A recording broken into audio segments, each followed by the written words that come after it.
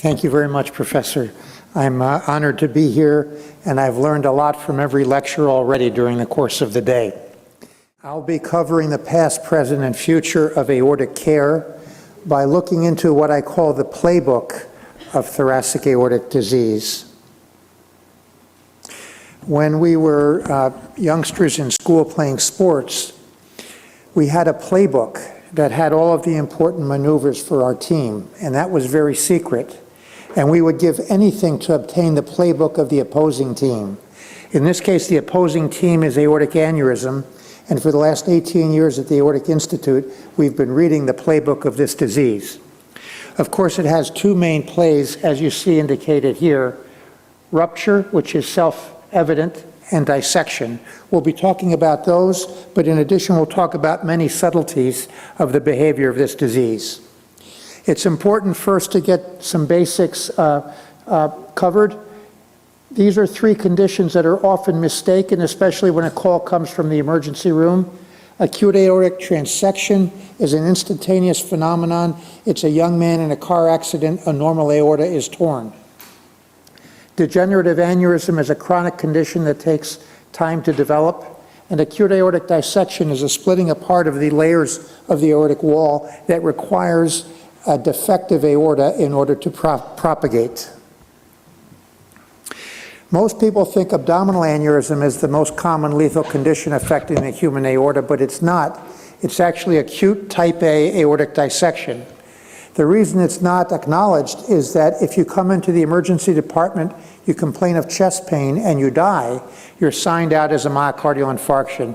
Many of those cases are due to aortic dissection. It has four ways that it can kill our patients. First is intrapericardial rupture with tamponade. Then is free rupture, usually into the left pleural space.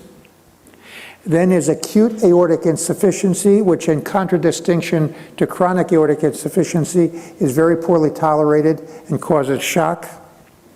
And then finally, the dissection can interrupt any branch of the aorta from the coronaries to the iliacs.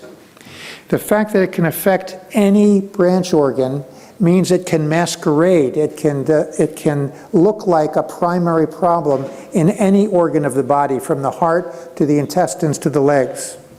And that's why we encourage that emergency departments image freely and liberally for patients with chest pain of unknown origin or patients who are just plain sick without an apparent cause. This poor gentleman has both rupture and dissection. You can see his mediastinum deviated far to the right. You can see the lung reduced to a small aerated nubbin. You can see the chest full of blood and the dissection flap there. He was fortunate enough to get to our hospital in time, and he went home in good shape 10 days later with a new aorta. Now, you may not have thought about this, but aortic disease tends to affect individuals of very high creativity. Albert Einstein died of aortic disease. You probably in Greece know Lucille Ball, the great comedic actress, died of a type A aortic dissection. Jonathan Larson, the playwright who wrote Rent, died the night before his play opened on Broadway. He never got to see it performed. George C. Scott, a great dramatic actor. And you probably know John Ritter, the exceptional comedic actor from the United States who died of a misdiagnosis of his type A dissection. And these patients are special in another way. They make very good athletes because they can do things with their joints that the rest of us can't do. Flo Hyman, that you see here, died during a gold medal Olympic volleyball match. Now, at the Aortic Institute, we have some 4,500 patients with thousands and thousands of patient years of follow-up and thousands of imaging studies. And what I'll show you about the playbook of aortic disease is based on that data. When we started our investigations, there were many papers written about how to do aortic operations, but virtually nothing written about the natural behavior of the aorta and when an operation should be done. So we started with that. The first thing that we learned is that although a virulent process, aortic aneurysm is an indolent process. It grows very slowly at about 0.1 centimeters per year. If you're told that the aorta has grown very rapidly in the thoracic portion, it's almost always due to measurement error across the aortic arch.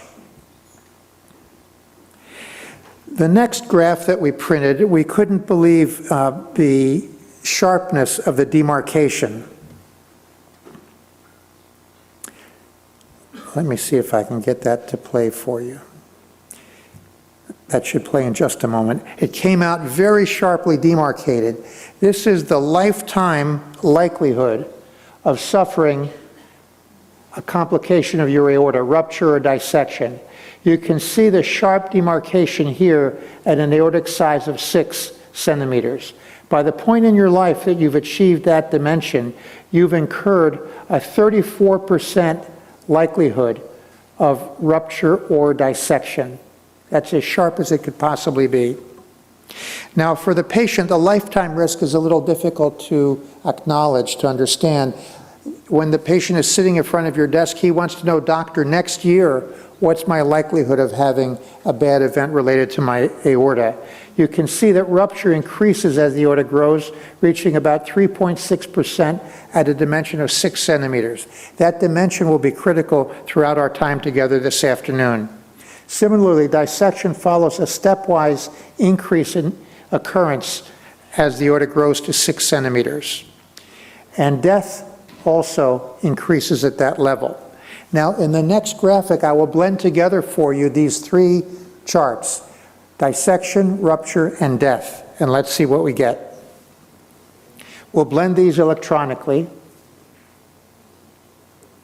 And you can see now that by the time the aorta reaches 6 centimeters, there's a 14% per year likelihood of one of these terrible events happening.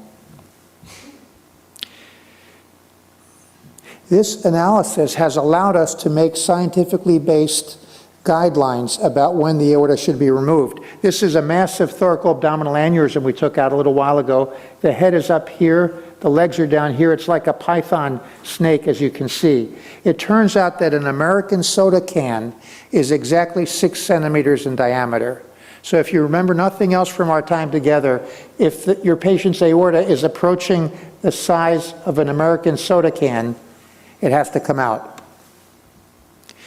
And the discrete criteria we were able to develop for the ascending aorta in a non-Marfan's patient operating some point before 5.5 centimeters will prevent all of these bad complications that I've shown to you.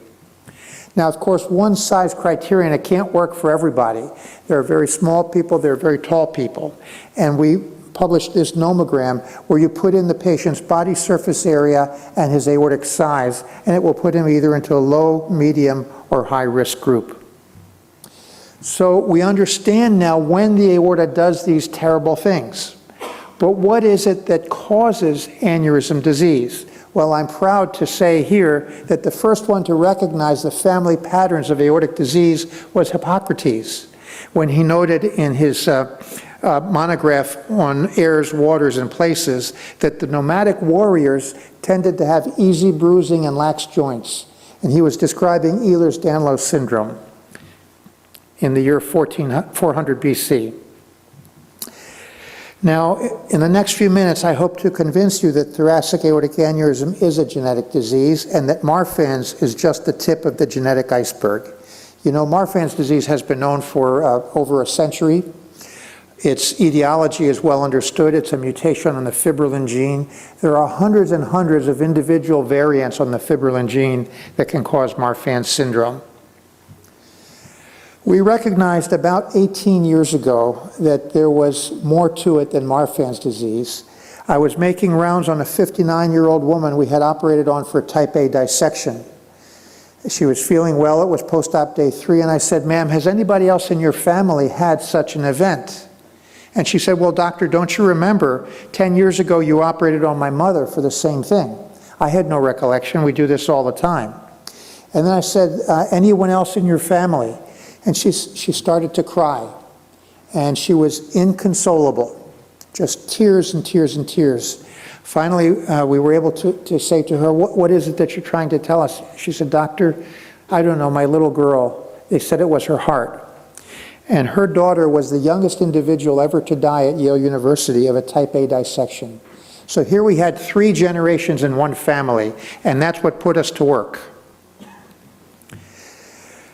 We constructed immediately 100 family pedigrees from our patients. These are the 21 positive pedigrees that we found. That number of 21% has remained absolutely constant with the thousands of pedigrees that we now have. If the proband has a thoracic aortic aneurysm, there's a 21% likelihood that a family member also has an aneurysm somewhere in the body. Imagine how high the true number is, because obviously they have to have it imaged in some way to be aware of it. Most of the transmission was autosomal dominant. We published this in 1999. Dr. Diana Milowitz from Texas published a paper. You could put it right on top of ours. Same 21% likelihood. And that's what established the understanding of familial patterns of non-Marfan's disease. By the way, this is a very simple test. It doesn't cost any money. If you can cross your thumb over your flat palm and the thumb goes beyond the edge of the palm, it means your long bones are excessive and your joints are lax, and there's a very high likelihood of having some kind of connective tissue disease. Very important now, depending on where the proband has his aneurysm, that determines where the family members have theirs. In the back row here, if the proband has an ascending aneurysm, the family members also have ascending aneurysms. But if the proband has a descending aneurysm, most commonly the family members have an abdominal aortic aneurysm. And this all goes along with an understanding that this is 2 separate diseases. From the ascending aorta to the ligamentum arteriosum is one disease. It's non-calcified, it's non-thrombus containing, it's not related to classic arteriosclerotic risk factors. Below the ligamentum arteriosum, whether you're in the thorax or the abdomen, it's calcified, irregular, full of thrombus, and strongly correlated with traditional arteriosclerotic risk factors. Talking about the genetics would be incomplete if I didn't mention bicuspid aortic valve here, which comes along with bicuspid aortic aneurysm, as you see there. It's not appreciated as much as Marfan's disease as a cause of dissection, but it's so common. It's 2% of the human population. There's a couple people in the room right now who have a bicuspid aortic valve, that it actually causes many more dissections than Marfan's disease. So we've looked at when the aorta misbehaves. We've looked at what the fundamental root cause is for aneurysm disease. Now, how does the abnormal gene lead to the aortic breakdown? It was an accidental discovery working on tadpole tails by a female PhD student. And our research and that at other centers shows that all of these terrible phenomena that you see here, part of their pathophysiology is an aberration of the regulation of these MMPs, which are responsible for breaking down the aortic wall and other tissues so that they can be regenerated naturally in the body every day. As you see here, these important MMPs 1 and 9 were markedly elevated in our aneurysm patients compared to controls. How would you like that to be your aorta? You could read a ruler right through that, and yet that's holding back your bloodstream and your blood pressure. So the MMPs are responsible at taking the abnormal genes and destroying the aorta. Okay, so how does dissection pick a time to occur? I used to think it was random. Somewhere, September 23rd, 2016, at 5 p.m., there's a dissection occurring somewhere in the world. Why did it pick that time? I thought it was random. Now I know it's not. Now, don't get the wrong idea from this gentleman's tattoo and his bandana. He's a high school teacher with a master's degree. That's my scar on his chest. And he incurred a type A dissection with rupture when he was lifting weights. Marianne, our nurse, pulled on my shirt and she said, "Doc, why have we done 5 patients, healthy weightlifters in the last 2 years with aortic dissection?" I said, "Marianne, I don't know, but let's find out." So this was my son's high school science project in 9th grade. He didn't get a very good grade, but as you'll see, he got it into JAMA. So we did this on ourselves, and my son and our anesthesiologist and I, we lifted our own body weights in the bench press. My son, healthy, at that point, 15-year-old athlete, lifting his body weight in the bench press, he got up to a blood pressure of 140. This is our anesthesiologist, former athlete, totally sedentary. We had to stop him at 75% of his body weight because he hit 320 millimeters of mercury. Professional weightlifters get up to 360 or 380. This was me. I've done this activity since I was 12 years old.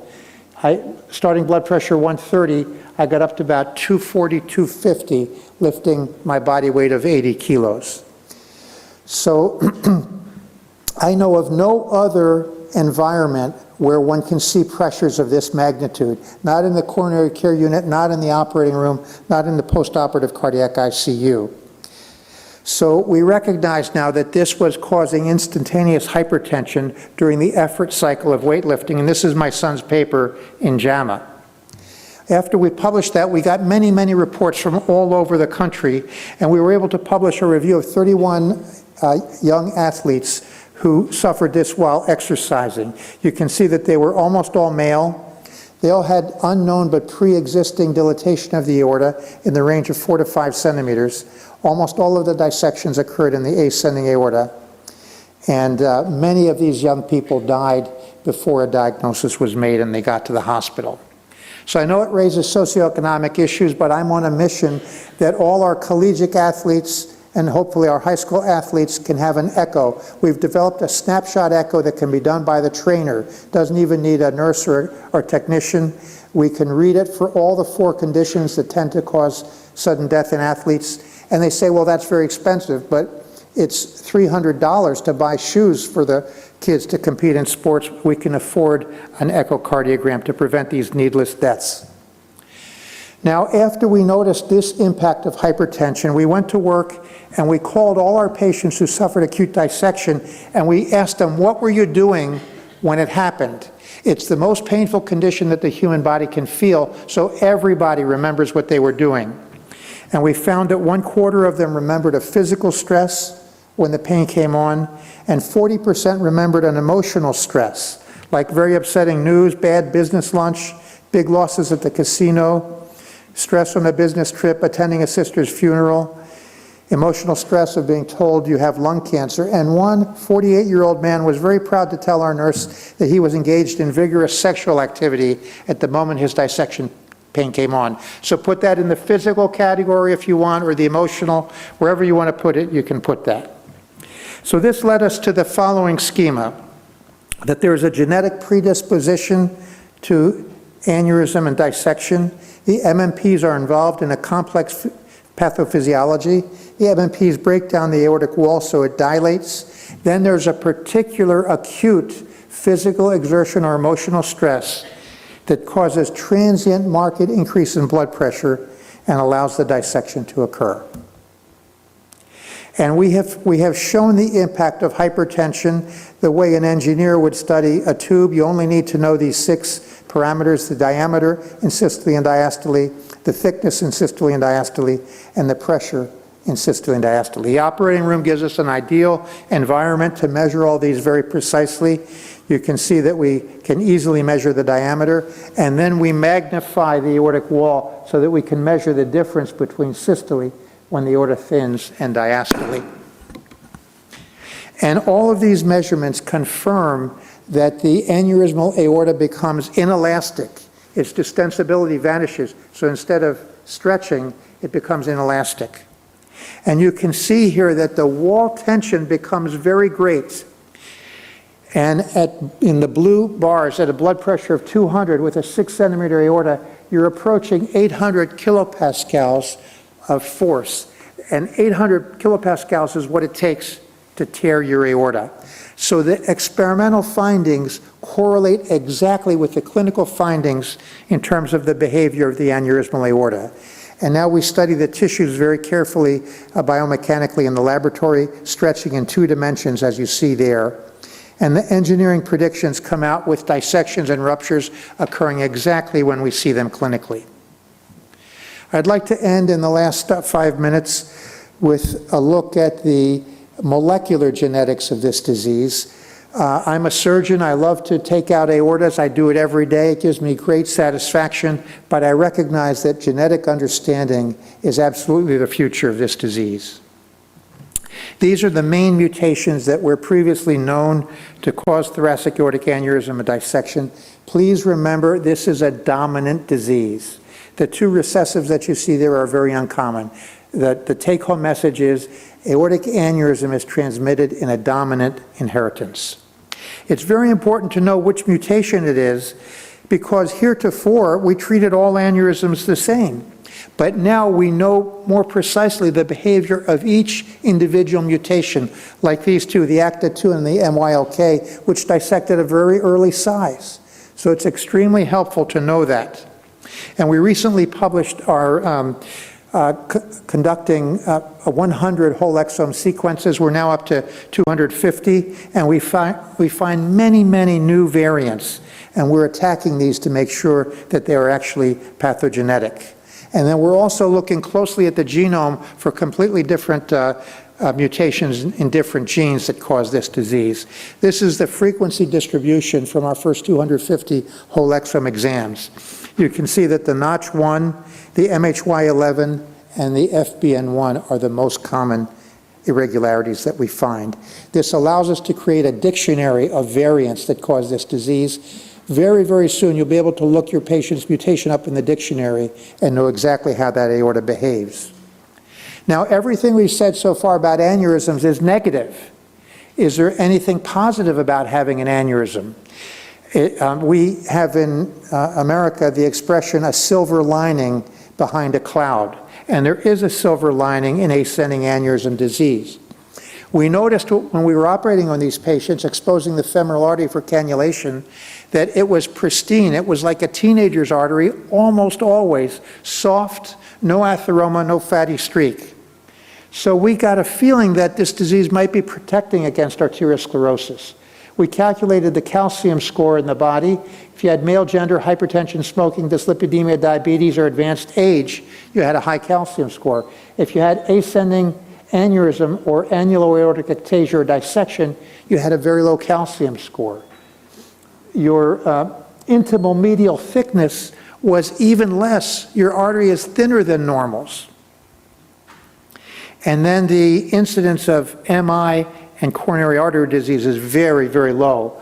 Here is the incidence of myocardial infarction in ascending aneurysm patients. And there is a molecular justification for this.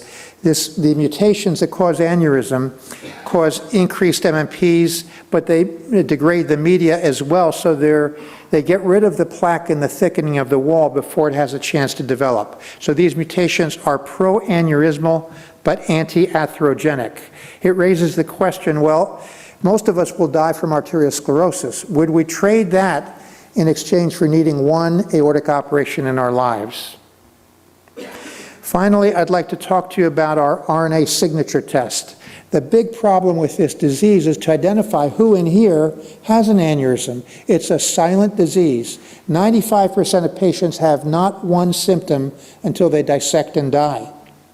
So we looked at the RNA perturbations in these patients. Of course, the DNA is the blueprint that tells the body how to be built. The RNA tells us in what system work is being done, like what part of your house is being worked on.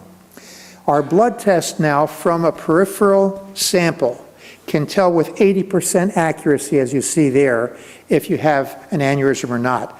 We selected a chip with 41 different RNAs that we determined by testing 33,000, finding the most upregulated and the most downregulated, and putting those 41 on a chip. If all the reds were together and all the blues were together, it would have been 100% accurate. So let's review. Sir William Osler, the greatest physician of all time, said there is no disease more conducive to clinical humility than aneurysm of the aorta. We've seen now that there is a particular size of about 6 centimeters when the terrible events of rupture and dissection occur. We know that these proteolytic enzymes, the MMPs, are involved in destroying the aortic wall in susceptible patients. We know the inciting factors now for how dissection picks a time to occur. It's an extreme physical exertion or an extreme emotional event. We know that there are definite family patterns. We know that the mechanical properties are abnormal and correspond exactly to the clinical behavior of the aorta. And now we're understanding the genetics of this disease at the molecular level, permitting us to provide personalized care depending on the particular molecular mutation. So this puts us in a much better position than ever before, all of us, to care for our aneurysm patients. Thank you for your attention.